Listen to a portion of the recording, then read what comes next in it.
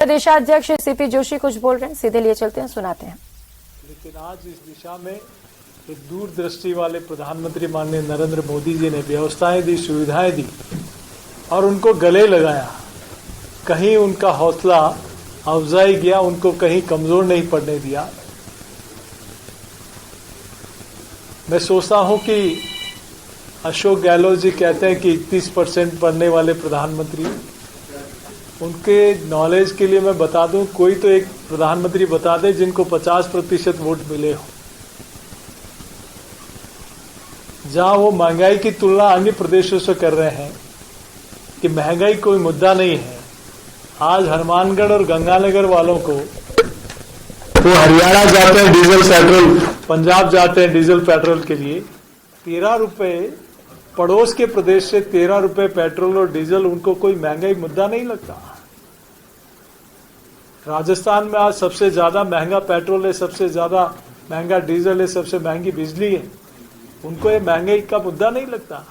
आप ही ने कहा था कि हम अपने घोषणा पत्र में सरकार बनते ही हम महंगाई को नियंत्रण करेंगे, लेकिन 4.5 वर्षों में आपके नियंत्रण का कोई प्रयास एकमात्र तो बताएं राजस्थान की जनता को कि आपने महंगाई को नियंत्रण करने के लिए, बाकी अन्य प्रदेशों ने, इवन केंद्र सरकार ने भी अपने टैक्स वैट घटा दिए। आखिर क्या कारण है कि आप राजस्थान की जनता की जेब काटते हुए 4.5 साल हो गए।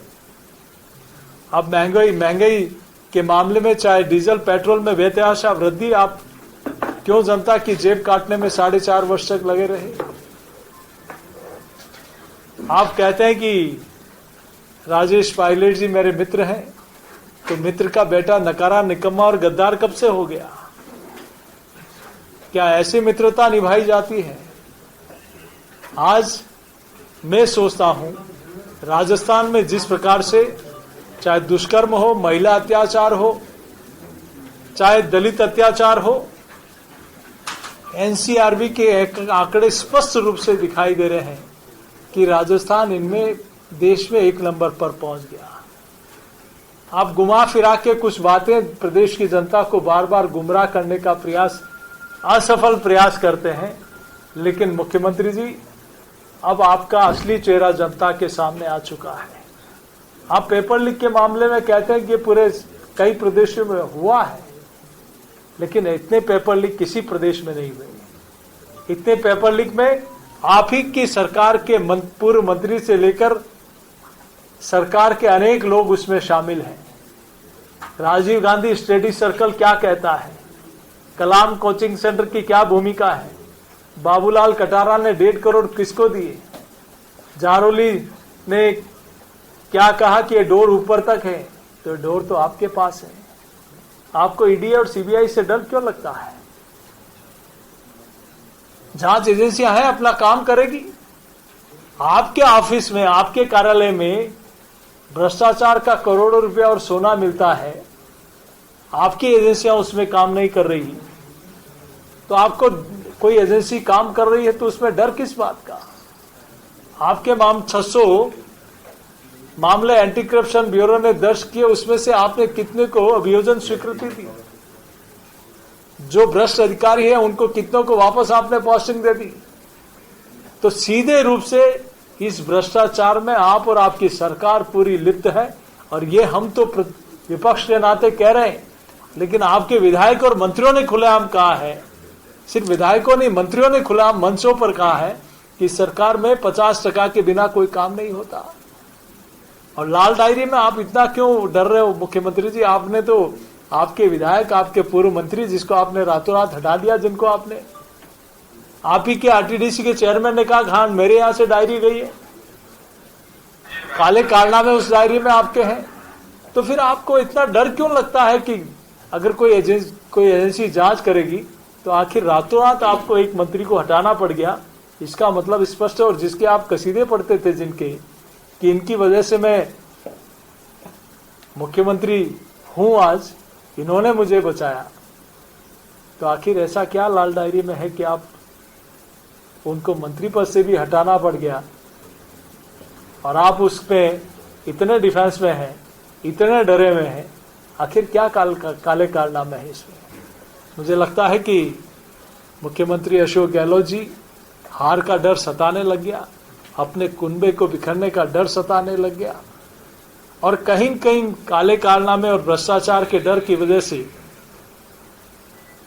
जिस प्रकार का उनका स्वभाव है, इधर उधर के बयान देकर अपनी बात को घुमाने का प्रयास कर रहे हैं। लेकिन अब जनता आपका सच जान चुकी है। बस इसीलिए मित्रों आपको आज आमंत्रित किया था। आपकी तरफ से कोई बात होगी तो मैं निश्चित रूप से इसके बारे में बताऊंगा। सर, यूपी में एक इंसिडेंट आया था जिसमें ऑपोजिशन ने चला के कहा था कि एक स्कूल टीचर है जो स्टूडेंट्स को कह रही है कि मुस्लिम बच्चा है, इसको आप छाटा मारो। बाद में क्लैरिफिकेशन भी आया उसके पिताजी का कि हिंदू मुस्लिम का एंगल बनाया जा रहा है। बट आज कथुआ में एक स्टूडेंट को जय श्री राम लिखने पे बोर्ड पे उसको प्रिंसिपल और टीचर द्वारा इतना मारा जाता है कि हॉस्पिटल में एडमिट हो जाता है और अपोजिशन कुछ नहीं बोलता। क्या कहेंगे?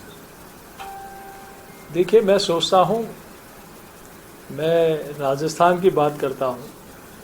राजस्थान में कहीं कहीं सरकार ने तुष्टीकरण का प्रभाव स्पष्ट रूप से दिखा है। त्योहारों पर बिजली का वितरण हो, चाहे त्योहारों को मनाने के लिए एक पर प्रतिबंध दूसरे को इजाजत, चाहे भगवा पता का प्रतिबंध लगाना हो, चाहे करौली में प्रभु श्री राम के नारे लगाने वालों पर एफआईआर दर्ज कराना हो, क्या ऐसे अनेक राजस्थान के किस्से होंगे जिसमें स्पष्ट रूप से चाहे मालपुरा की घटना हो, चाहे जयपुर की घटना हो, कैसे 600-700 मीटर तक लोग अपना घर परिवार खाली करके चले जाते हैं और सरकार की नींद नहीं उड़ती है। तो स्पष्ट रूप से कहीं कहीं 4 विधानसभा ऐसी है जहां 5 लोग मोटरसाइकिल पर बैठ के जाए बिना हेलमेट के चालान नहीं बन जाता, और 4 विधानसभा में हेलमेट 2, तीसरा कोई बैठ जाता है। क्या है ये तुष्टीकरण नहीं है तो क्या है? इससे स्पष्ट है कि कहीं कहीं सरकार वोट बैंक की, जैसा हमेशा से स्वभाव रहा है, फूट डालो राज करो। आज़ादी के समय से जिस पार्टी ने भारत माता के टुकड़े कुर्सी प्रधानमंत्री की कुर्सी के लिए करा लिए हों, वो हमेशा से स्वभाव में है कि इस प्रकार के बयान देना और इस प्रकार के कृत्य करना उनके आत्म स्वभाव में रहा है। सीपीटी जो परिवर्तन यात्रा को प्रोग्राम बीजेपी आगे लेके जाना चाह रही है, क्या वो तय हो चुका है? क्या कुछ रहेगा उसमें? आपके सामने हमारे यात्रा के प्रभारी ने पूरा स्पष्ट रूप से 2 दिन पहले पूरा संज्ञान में डाला है। 2 तारीख से त्रिनेत्र गणेश जी वहाँ से हमारी यात्रा की पहली यात्रा की शुरुआत होगी। फिर बैणेश्वर धाम, फिर रामदेवरा और गोगामेडी, इन 4 स्थानों से 2, 3, 4, 5 4 तारीखों में यात्रा की शुरुआत होगी। 4 अलग अलग क्षेत्रों से निकलेगी, जो 200 ही विधानसभाओं को कवर करते हुए यहाँ होगी। और 25 तारीख को धानक्या में उस यात्रा का समारोह होगा, जिसमें देश की यशस्वी प्रधानमंत्री आदरणीय नरेंद्र मोदी जी का मार्गदर्शन मिलेगा। सर, कहीं ना कहीं वसुंधरा जी को किसी भी कमेटी में जगह नहीं देना, तो लगता नहीं कि सर बीजेपी में कहीं भी बड़ी फूट नजर आई चुनाव में? वो हमारी पार्टी के राष्ट्रीय उपाध्यक्ष है। कहा, किसने कहा?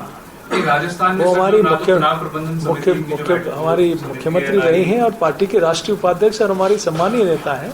वो लगातार, आज भी हमारी वर्चुअल मीटिंग थी, उसमें हमारी इस बैठक में हम सब लोगों का मार्गदर्शन किया उन्होंने, और यात्रा में भी उनका सानिध्य हम सब लोगों को मिलेगा। क्या कारण रहा? 20 साल से लगातार मुख्यमंत्री का चेहरा रही, पूरी चुनावी यात्राओं को लीड किया, कहाँ कमी रही कि इस बार उनको आगे नहीं किया? किसने कहा कमी रही? किसने कहा आगे नहीं किया? आप यात्रा में देखिए, सबसे आगे वो होंगे। अभी तक तो कहीं नजर नहीं आती। यात्रा शुरू होगी तब दिखेगा ना। वो में कहीं पर भी नहीं आती। आज थे बैठक में, और जब भी हमारी बैठक इस निमित्त थी तो निश्चित रूप से उनका मार्गदर्शन मिला, और आज की बैठक में भी चर्चा हुई। सर, अन्नपूर्णा फूड पैकेट पे क्या बोलेंगे? अभी हम गांव जाके आए थे, वहाँ पे जो धनिया पाउडर उसमें महंगी केस मिला रही है लोगों को, और सरकार जो है वो पैकेट जो है वो कम से कम 100 रुपए के एक्स्ट्रा दाम पे खरीदी, और माल जो है इस तरह का मिल रहा है लोगों को। अखंड भ्रष्टाचार में डूबी हुई है भ्रष्टाचार। ये सिर्फ अंतिम समय में सरकार वो होती है जो चुनाव जीत के आने के बाद पहले दिन से अपने मैनिफेस्टो पर काम करती है। 2018 में जिन वादों के आधार पर आए, एक भी काम पूरा नहीं किया। केंद्र सरकार, मोदी सरकार की योजनाओं को हटा दे तो इन्होंने क्या किया है जनता के बीच में बताना चाहिए। आज चाहे स्कूल बना हो, चाहे कॉलेज बना हो, चाहे हॉस्पिटल बना हो, चाहे मेडिकल कॉलेज बना हो, चाहे हाईवेज बना हो, चाहे ग्रामीण सड़क हो, चाहे नरेगा हो, चाहे जल जीवन मिशन हो, केंद्र की योजना चाहे आयुष्मान भारत हो, केंद्र की योजनाओं को हटा दो तो इन्होंने क्या किया राज्य की तरफ से, राज्य की सरकार की योजनाओं के माध्यम से क्या किया, ये जनता के बीच में आके बता दे तो पता लग जाएगा कि राजस्थान का आईना क्या है।